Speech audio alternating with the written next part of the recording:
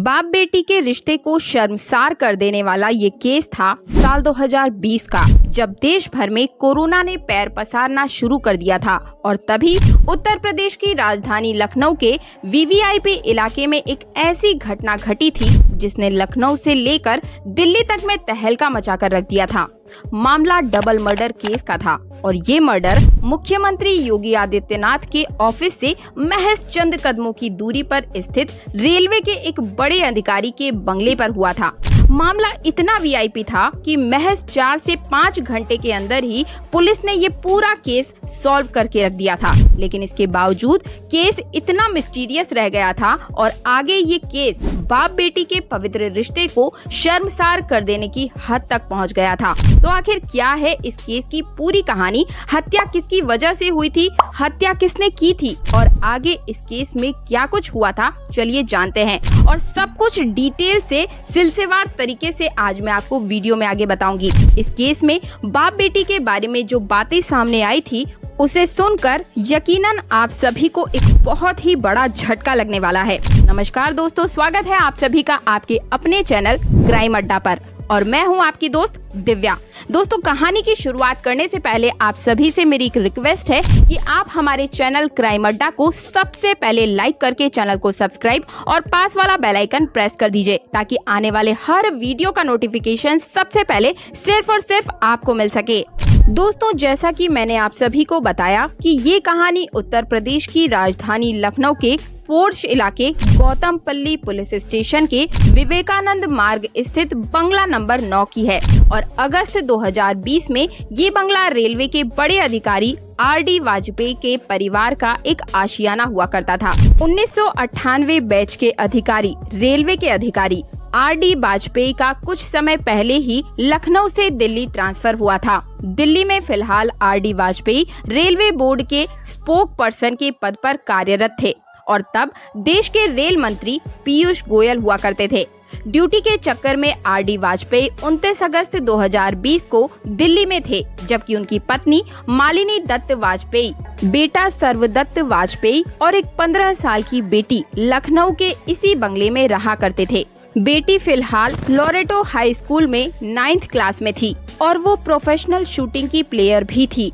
इसने बहुत कम उम्र में ही कई बड़े शूटिंग टूर्नामेंट्स भी जीते हुए थे और बेटा गोमती नगर संस्कृति यूनिवर्सिटी से ग्रेजुएशन कर रहा था। क्योंकि घटना के समय लड़की नाबालिग थी और इसलिए कहीं भी हम आरडी वाजपेयी की बेटी का नाम नहीं ले रहे हैं। खैर, 29 अगस्त को आरडी वाजपेयी का जन्मदिन था, मगर काम की वजह से वाजपेयी लखनऊ में परिवार के साथ नहीं थे। इसलिए वाजपेयी की पत्नी और बेटा फैसला करते हैं कि उनका बर्थडे घर पर ही मनाएंगे और वाजपेयी शाम में ही उस प्रोग्राम में वीडियो कॉल के माध्यम से शामिल भी होंगे। सब कुछ प्लान करने के बाद दोपहर के समय मालिनी और सर्वदत्त कमरे में बैठकर आराम करने के लिए चले जाते हैं, जबकि उनकी बेटी भी अपने कमरे में चली जाती है। अभी दोपहर के लगभग 3 ही बजे हुए थे। आरडी वाजपेयी के सास ससुर यानी कि मालिनी के माता पिता मालिनी के सरकारी बंगले से लगभग 5 किलोमीटर की दूरी पर गोमती नगर इलाके में रहते थे। लगभग 3 बजे के आसपास शाम में आरडी वाजपेयी की बेटी घबराई हुई आवाज में अपनी नानी को फोन करती है और उनसे कहती है कि मैं भाई और माँ को उठाने की कोशिश कर रही हूँ, मगर वो उठ नहीं रहे हैं। उनकी हालत उनकी कुछ ठीक नहीं लग रही है। जितनी जल्दी हो सके आप एम्बुलेंस लेकर यहाँ आ जाइए। इतना कहने के बाद वो लड़की फोन पर ही जोर जोर से रोने लगती है। लड़की के रोने की आवाज सुनकर मालिनी की माँ घबरा जाती है और वो तुरंत इस बात की जानकारी अपने पति को देती है और फिर दोनों बस कुछ ही मिनटों के अंदर भागते हुए आरडी वाजपेयी के बंगले पर पहुंच जाते हैं। नाना नानी और परिवार के दूसरे सदस्यों को देखकर लड़की और भी जोर जोर से चिल्लाने लग जाती है और उनको एक कमरे की तरफ आने के लिए इशारा करती है। और जब सभी लोग कमरे की तरफ जाते हैं और वहाँ का नजारा देखते हैं तो वहाँ के नजारे को देखकर सभी के पैरों तले जमीन खिसक जाती है। वहाँ उन्हें नजर आता है कि कमरे में मालिनी और उनका बेटा सर्वदत्त खून से लहूलुहान स्थिति में पड़ा हुआ था। वहाँ मौजूद लोग उन्हें जगाने की कोशिश करते हैं, मगर दोनों की ही ओर से कोई रिस्पांस नहीं मिलता है। स्थिति की गंभीरता को देखते हुए वहां पर मौजूद लोग जल्द से जल्द इमरजेंसी नंबर 112 पर फोन कर देते हैं। बस चंद मिनटों के अंदर ही एम्बुलेंस भी बंगले के बाहर पहुंच जाती है। इसके अलावा स्थानीय पुलिस स्टेशन के अधिकारी भी मामले की जानकारी मिलते ही मौके पर पहुंच जाते हैं। कमरे में ही मेडिकल टीम द्वारा दोनों का परीक्षण किया जाता है और उन्हें मृत घोषित कर दिया जाता है। दोनों के सर पर गोली लगी हुई थी। इतने वीआईपी इलाके में एक बड़े सरकारी अधिकारी की पत्नी और बेटे की दिन दहाड़े हत्या की खबर पूरे प्रशासन में हड़कंप मचाकर रख देती है। इस बात की जानकारी दिल्ली में काम कर रहे आरडी वाजपेयी को भी दे दी जाती है। चूँकि वाजपेयी पूर्व रेल मंत्री पीयूष गोयल के करीबी अधिकारी के तौर पर काम कर रहे थे, इसलिए मामले की जानकारी पीयूष गोयल को भी हो जाती है। तुरंत पीयूष गोयल यूपी के मुख्यमंत्री योगी आदित्यनाथ से फोन करके मामले की जानकारी देते हैं और उनके मामले में तुरंत आवश्यक कार्यवाही करने का अनुरोध भी करते हैं। क्योंकि अब इस मामले में दिल्ली और लखनऊ भी इन्वॉल्व हो चुका था, इसलिए राज्य के आला पुलिस अधिकारी भी मौके पर पहुंचना शुरू हो जाते हैं और इस क्रम में सबसे पहले डीजीपी एचसी अवस्थी मौके पर पहुंचते हैं और अपनी जांच शुरू कर देते हैं। घटना के समय इस घर में इन तीनों माँ बेटे और बेटी के अलावा एक नौकर भी था। सबसे पहला शक नौकर के ऊपर ही जाता है कि कहीं नौकर ने तो कुछ गलत नहीं किया है, मगर शुरुआती ही कुछ देर की जांच के बाद नौकर शक के दायरे से बाहर हो जाता है। अब पुलिस दूसरे एंगल से जांच करना शुरू कर देती है कि कहीं बाहर से आकर तो किसी ने इन दोनों की हत्या नहीं कर दी थी, मगर जल्द ही पुलिस इस संभावना को भी खारिज कर देती है, क्योंकि जांच में कहीं से भी घर के अंदर किसी बाहरी व्यक्ति के आने के संकेत नहीं मिल पाए थे। और अब इस मामले में अगर पुलिस की कोई मदद कर सकता था तो वो थी इस घर में मौजूद लड़की। जब पुलिस वाले इस लड़की से पूछताछ शुरू करते हैं तो वो कुछ भी बताने से इनकार कर देती है और कहती है कि जब पापा आएंगे तभी मैं पापा को ही सब कुछ बताऊंगी। जिस दिन ये घटना घटी थी उस समय तक देश में कोरोना का प्रकोप बढ़ चुका था और हवाई जहाज का परिचालन भी बंद हो चुका था।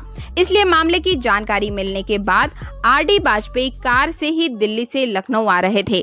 बेटी की जिद थी कि पिता के आने के बाद ही वो सब कुछ बताएगी, मगर फिर भी पुलिस वाले अपने संयम और समझदारी से जांच आगे बढ़ाते रहते हैं और लड़की से इस घटना के बारे में कुछ जानकारी निकालने की शुरुआत कर ही देते हैं। इस पूछताछ के दौरान लड़की अजीबोगरीब हरकत करती रहती है और वो हरकतें हैं घर में भूत प्रेत होने जैसी बातें करना।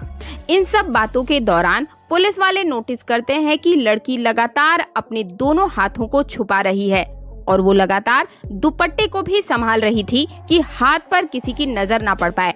लड़की की इस हरकत को देखकर पुलिस वाले उसे हाथ से दुपट्टा हटाने को कहते हैं, मगर वो लड़की दुपट्टा हटाने से मना कर देती है। फिर पुलिस के कुछ अधिकारी प्यार से समझाते हुए लड़की के हाथ से दुपट्टा हटाते हैं और जैसे ही दुपट्टा हटता है सभी दंग रह जाते हैं, क्योंकि लड़की के दोनों हाथों पर कम से भी कम 100 से भी ज्यादा कट के निशान मौजूद थे और कुछ जख्म तो बिल्कुल ताजा और गहरे थे। हथेली पर घाव इतना ज्यादा ताजा था जैसे मानो हथेली को अभी अभी थोड़ी देर पहले ही काटा गया हो। हथेली पर बैंडेज बना हुआ था। इसके बारे में जब पुलिस वाले उससे पूछते हैं तो वो कुछ भी क्लियर बताने से मना कर देती है और अजीबोगरीब हरकत करना शुरू कर देती है। इसी बीच जब पुलिस वाले लड़की के कमरे की तलाशी लेते हैं तो कमरे में कुछ अजीब सी भूत प्रेत वाली किताबें मिलती है। लड़की के कमरे के बाथरूम में मिरर पर डिस्क्वालिफाइड ह्यूमन लिखा हुआ था और इसके एकदम बीचों बीच में एक गोली दागी हुई मिलती है।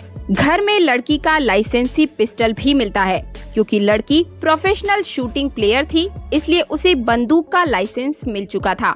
इसी लाइसेंसी बंदूक से 3 गोली फायर की गई थी और घटना वाले समय भी घर में 3 ही गोली चलने के सबूत मिलते हैं। एक गोली सर्वदत्त के सर पर मारी गई थी, दूसरी गोली मालिनी के सर पर मारी गई थी और जबकि एक गोली बाथरूम के शीशे पर डिस्क्वालिफाइड ह्यूमन लिखकर उसके एकदम बीचों बीच में चलाई गई थी। पुलिस को शुरुआती जांच में ही संकेत मिलने लग जाते हैं कि ये दोनों हत्याएं किसी और ने नहीं बल्कि इसी लड़की ने की थी। फिर भी पुलिस वाले आर.डी. वाजपेयी के लखनऊ पहुंचने का इंतजार करने लगते हैं। जब आर.डी. वाजपेयी लखनऊ पहुंचते हैं तो उनकी बेटी उनसे लिपट कर रोने लगती है और फिर उनसे कहना शुरू करती है कि ये जो कुछ भी हुआ है वो भूत ने किया है, इसमें उसकी कोई गलती नहीं है। लड़की लगातार इधर उधर की बातें करके पुलिस को मिसलीड करने की कोशिश करती रहती है, मगर जब पुलिस वाले थोड़ी सी सख्ती दिखाने लगते हैं तो तुरंत ही लड़की अपनी मां और भाई की हत्या की बात को कबूल कर लेती है। साथ ही वो कहती है कि घर में एक भूत है जिसने उसे इन सब को मारने के लिए कहा था। पूछताछ में लड़की ये भी कहती है कि मैं उस भूत के बारे में पिछले काफी समय से अपनी माँ और भाई को बताया करती थी, मगर उन दोनों लोगों ने भूत के होने पर बिल्कुल भी यकीन नहीं दिखाया था। पूछताछ में खुलासा ये भी होता है कि जब मालिनी वाजपेयी अपने बेटे के साथ आराम करने चली जाती है तब लगभग 3 बजे के आसपास उनकी बेटी अपनी लाइसेंसी पिस्तौल लेकर अपनी मां के कमरे में दाखिल होती है और फिर बिना किसी को कुछ कहे सीधा फायर करके अपनी मां के सर पर गोली मार देती है। क्योंकि लड़की ऑलरेडी प्रोफेशनल शूटिंग प्लेयर थी, इसलिए उसका निशाना बिल्कुल भी नहीं चूकता है और गोली सीधे उसकी मां के सिर के बीचों बीच में जाकर लगती है, जिससे उन्हें उफ करने का भी मौका नहीं मिल पाता है और तुरंत ही उनके मौके पर ही मृत्यु हो जाती है। लड़की का भाई पास में ही आराम कर रहा था, वो कुछ समझ पाता इससे पहले लड़की उसके सिर पर भी गोली मार देती है और वो भी वहीं पर ढेर हो जाता है। दोनों को गोली मारने के बाद वो पास में ही रखी हुई एक बेडशीट से इन दोनों के शरीर पर डाल देती है और फिर वो अपनी नानी को फोन करके कहानी बताना शुरू कर देती है। घटना के लगभग 4 घंटों के बाद ही पुलिस वाले खुलासा कर देते हैं कि रेलवे अधिकारी आर.डी. वाजपेयी की पत्नी और बेटे की हत्या किसी और ने नहीं बल्कि उनकी ही नाबालिग बेटी ने की है। हालांकि पुलिस वाले साथ में ये भी बताते हैं कि लड़की की स्थिति से पता चलता है कि वो गहरे डिप्रेशन में है और उसकी दिमागी हालत बिल्कुल भी ठीक नहीं है।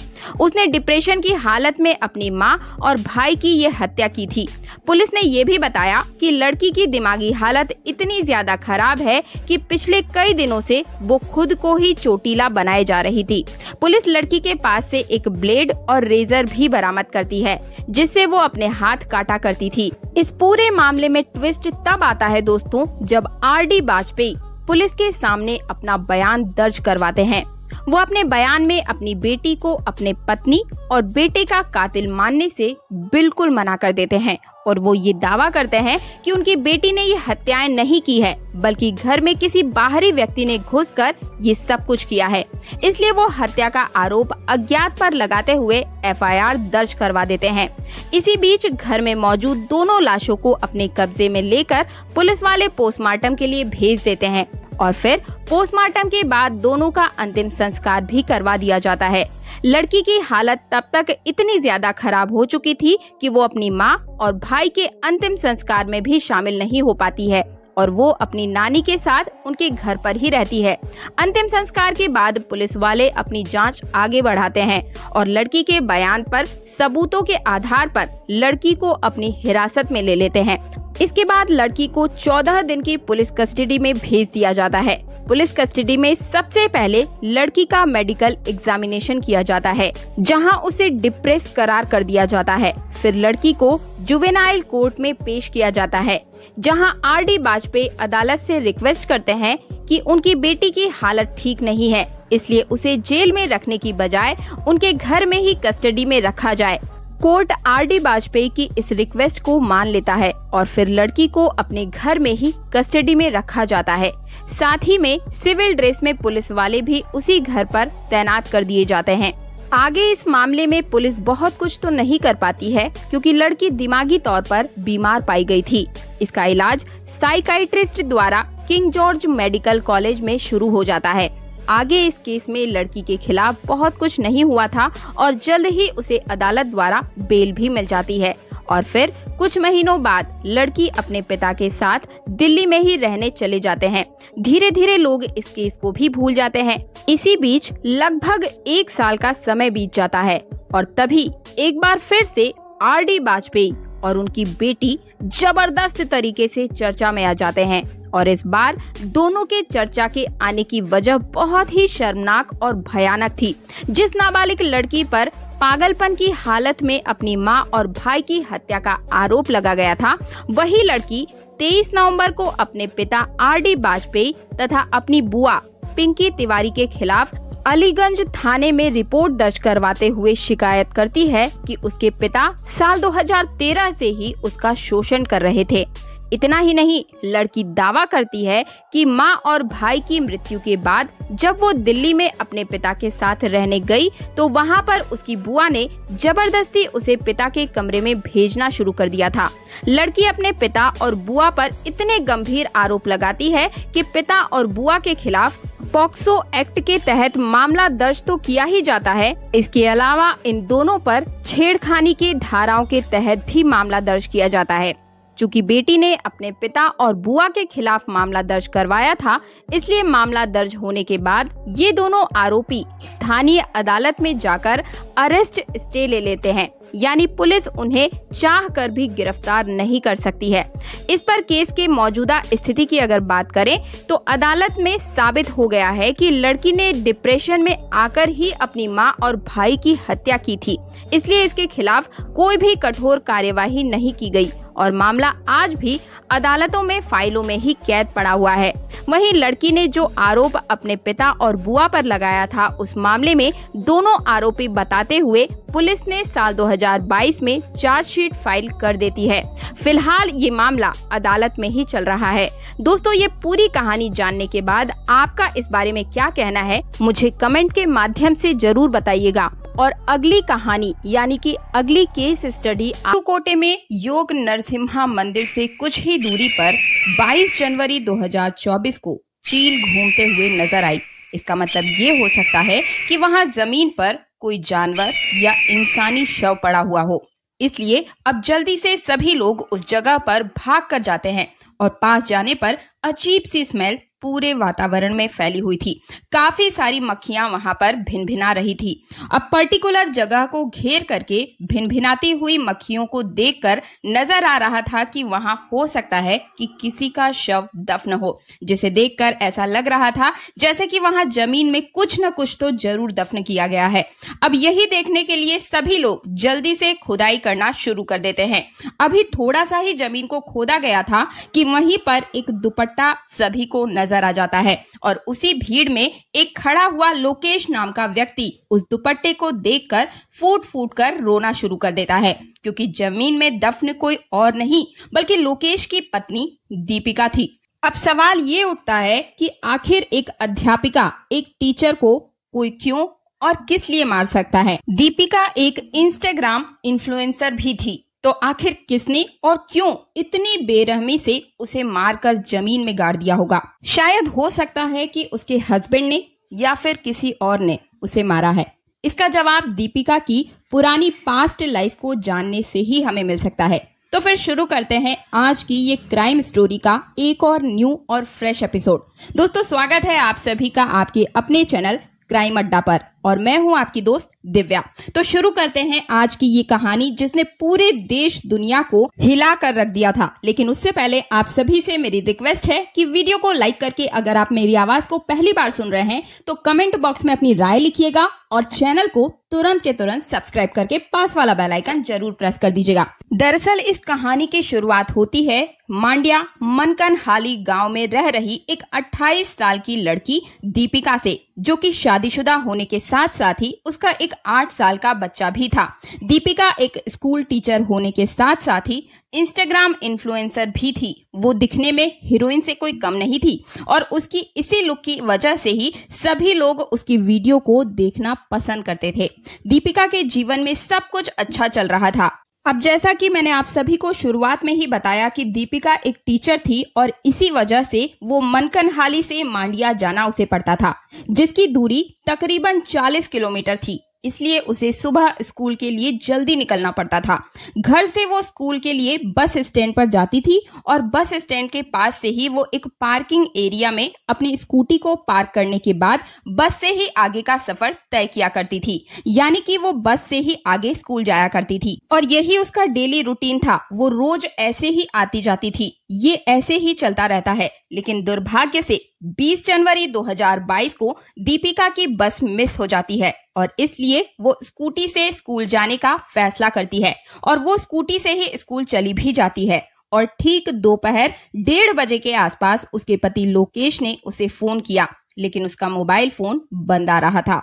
अब फिर कुछ और समय बीत जाता है और स्कूल से छुट्टी हो जाती है और काफी इंतजार करने के बाद भी दीपिका अपने घर नहीं लौटती है और इसलिए लोकेश परेशान होकर अपने जानने वाले सभी मित्रों और स्टाफ के लोगों को कॉल करके पूछता है कि क्या दीपिका वहां से निकली है या फिर नहीं। लेकिन स्टाफ के सभी लोगों ने यही कहा कि आज तो 12 बजे ही दीपिका स्कूल से जा चुकी थी। ये सुनकर लोकेश के हाथ पैर फूल जाते हैं। उसे थोड़ा अजीब लगता है, लेकिन फिर भी अब उसने अपने रिश्तेदारों को फोन करना शुरू किया, लेकिन किसी भी रिलेटिव ने ये नहीं कहा कि दीपिका उनके घर पर आई है या फिर दीपिका से उनकी बात हुई है। और अब लोकेश की चिंता बढ़ती जा रही थी, क्योंकि आज से पहले कभी भी ऐसा नहीं हुआ था कि दीपिका लोकेश को बिना बताए कहीं चली जाए। इसलिए लोकेश ने तुरंत ही पुलिस स्टेशन जाना मुनासिब समझा। वो तुरंत ही पुलिस स्टेशन पहुंच जाता है और वहां पर जाकर के दीपिका के लापता होने की रिपोर्ट दर्ज करवा देता है।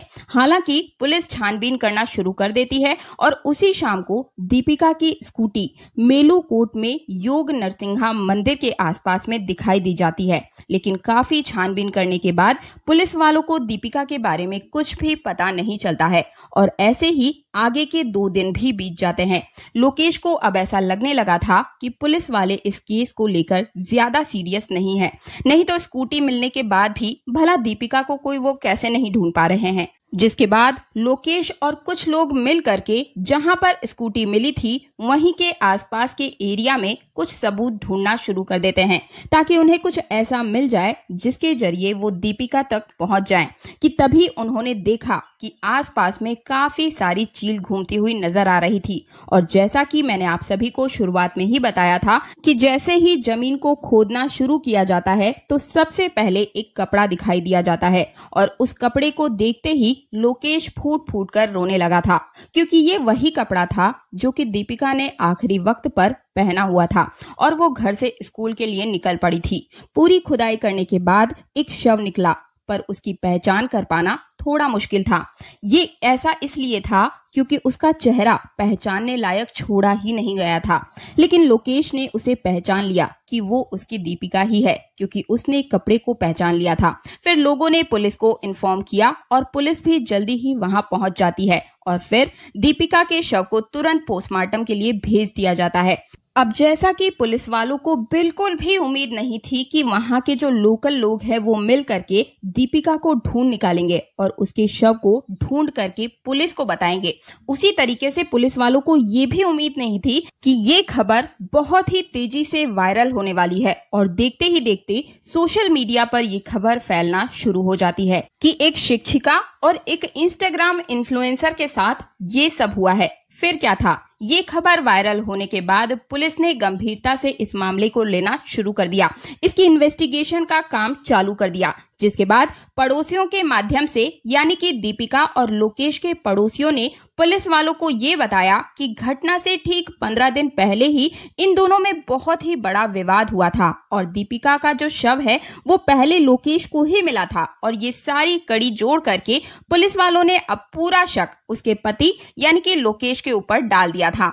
और हो ना हो ये सारा खेल उसके पति लोकेश का ही रचा हुआ हो सकता है। जिसके बाद पुलिस वाले उसे पकड़कर थाने ले जाते हैं और कहते हैं कि हमारे हर सवाल का जवाब दो। फिर एक के बाद एक सवालों की बारिश की जाती है और उसी सवाल जवाब में जो वो खुलासा करता है वो सच में काफी हैरत अंगेज था दोस्तों। खैर, लोकेश ने पहले तो पुलिस वालों को ये बताया कि एक 22 वर्षीय नीतीश नाम के लड़के ने दीपिका को घटना वाले दिन कॉल किया था। अब सबसे पहले ये समझिए कि नीतीश कौन था।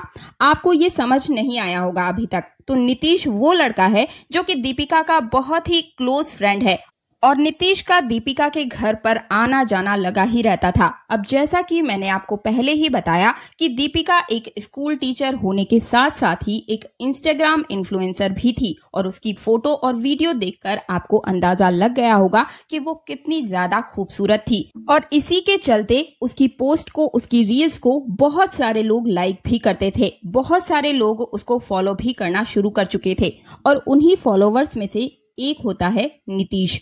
अब नीतीश ने बाकी लोगों की तरह सिर्फ उसे इंस्टाग्राम पर फॉलो ही नहीं किया था, बल्कि उसे रियल लाइफ में भी फॉलो करना शुरू कर दिया था, क्योंकि वो दोनों एक ही गांव के थे। अब दोनों की दोस्ती पहले से भी ज्यादा गहरी हो जाती है।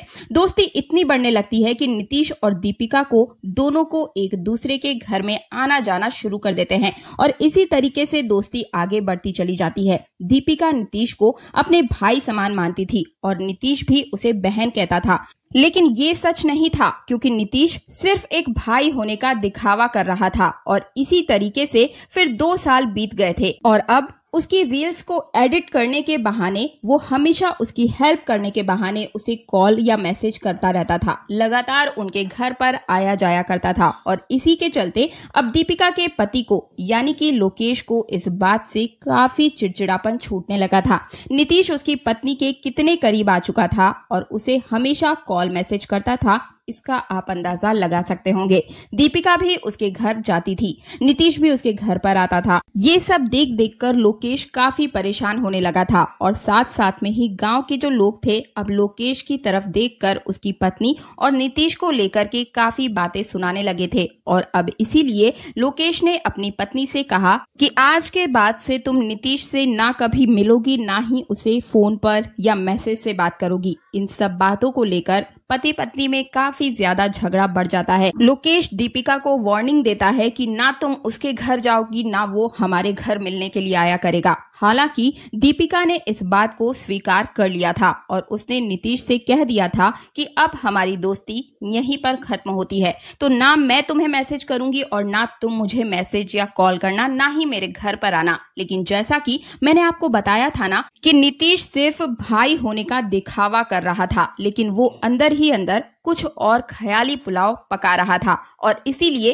कहीं ना कहीं पुलिस वालों को थोड़ा सा ये संदेह होता है कि हो सकता है कि नीतीश का भी इसमें हाथ हो सकता है। और इसी संदेह के चक्कर में पुलिस वाले अब उसके पीछे पड़ जाते हैं, उसकी छानबीन करना शुरू कर देते हैं। लेकिन यहाँ पर पता ये चलता है कि नीतीश ना तो घर में मौजूद है, ना ही कहीं गांव में मौजूद है। और उसके बाद जब उसके नंबर को ट्रेस किया जाता है तो उसका नंबर भी बंद आ रहा होता है।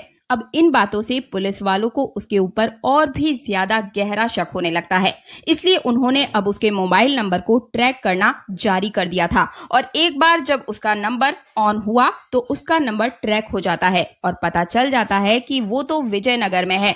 तुरंत वहां पर पुलिस पहुंच जाती है और उसे खोज करके गिरफ्तार कर लेती है। पुलिस स्टेशन ले जाया जाता है और पूछताछ के दौरान जब पुलिस कहती है कि तुम्ही ने दीपिका के साथ ये सब कुछ किया है, तो जो सच पुलिस वालों को नीतीश ने बताया उसे सुनकर सभी लोग चौंक जाते हैं। नीतीश ने पहले तो पुलिस वालों को ये बताना शुरू किया कि जब हम दोनों के बीच में बातचीत होना बंद हो गई थी तो मुझे बहुत ही अजीब लगने लग रहा था।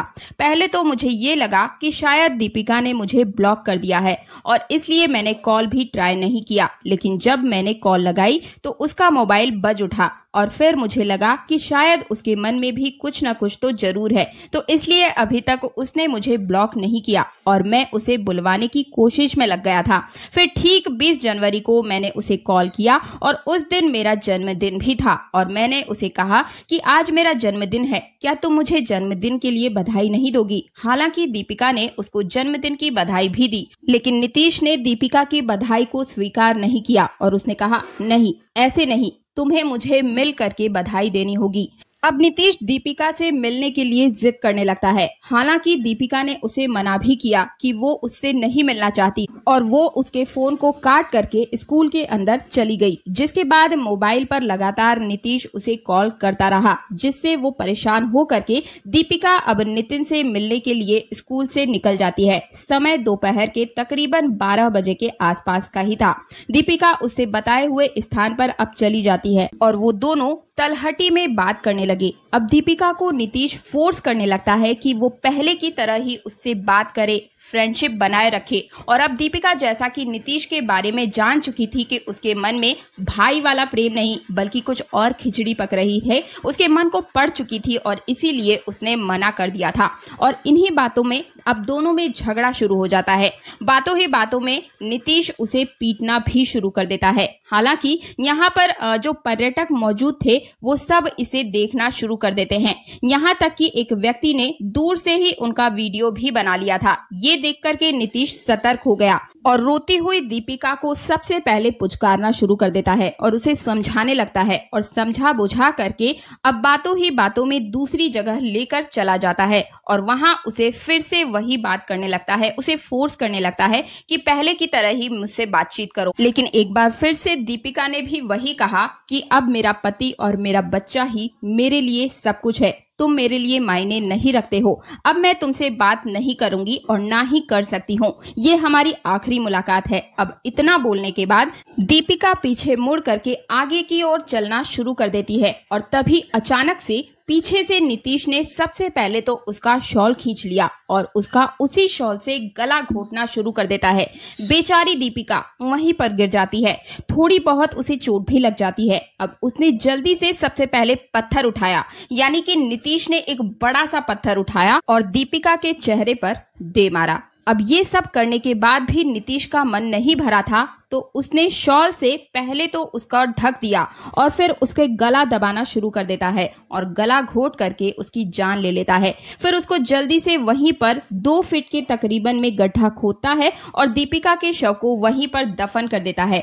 इसके बाद नीतीश अपना स्मार्टफोन बाहर निकालता है और अपने पिता को एक वॉइस मैसेज ड्रॉप कर देता है। उस मैसेज में कुछ ऐसा उसने बोला था कि पिताजी, मुझसे बहुत बड़ी गलती हो गई है, ढूंढने की कोशिश बिल्कुल मत कीजिएगा, हो सके तो मेरी बहन के लिए एक अच्छा सा वर ढूंढ लीजिएगा और उसकी शादी करवा दीजिएगा, मैं शायद अब कभी घर वापस नहीं लौट करके आऊंगा।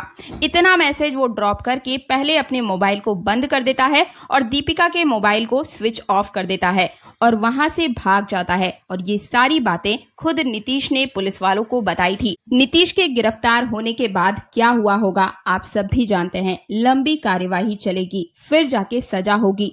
ऐसा मैं इसलिए कह रही हूं क्योंकि इस घटना को तकरीबन 3 से 4 महीने हो गए हैं और मुझे अभी तक कोई भी ऐसी न्यूज या वीडियो या फिर आर्टिकल नहीं मिला है जहां पर वो मेंशन किया गया हो कि इस बंदे को सजा हुई या फिर नहीं हुई। बाकी अगर आपको किसी को भी इस बारे में कुछ पता चलता है तो मुझे कमेंट के माध्यम से कृपया करके प्लीज जरूर बता दीजिएगा। इस कहानी के बारे में आपकी क्या राय है? क्या किसी से दोस्ती करने से पहले सोचना चाहिए या नहीं? क्या किसी की कुछ बातों से अगर आपको संदेह मिलता है तो क्या अपनी इस दोस्ती को तुरंत ही तोड़ देना चाहिए? मुझे कमेंट के माध्यम से जरूर बताइएगा। वैसे मेरी आप सभी को यही एडवाइस है कि किसी से दोस्ती कीजिए या मत कीजिए, लेकिन किसी के जीवन के साथ खिलवाड़ मत कीजिए। उसका छोटा सा बच्चा बिन मां का हो गया किसी एक शख्स के प्यार की वजह से, तो प्यार को कभी इतना हावी मत होने दीजिए कि किसी के प्यार को छीन करके आप अपने प्यार के काबिल बनाएं। ऐसा नहीं हो सकता। दोस्तों, वीडियो पसंद आई है तो वीडियो को लाइक करके शेयर अवश्य कीजिएगा।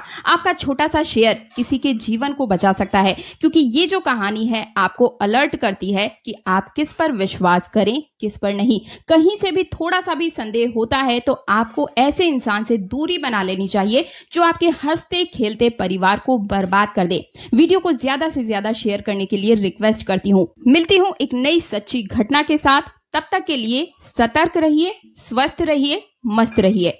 जय हिंद, जय भारत।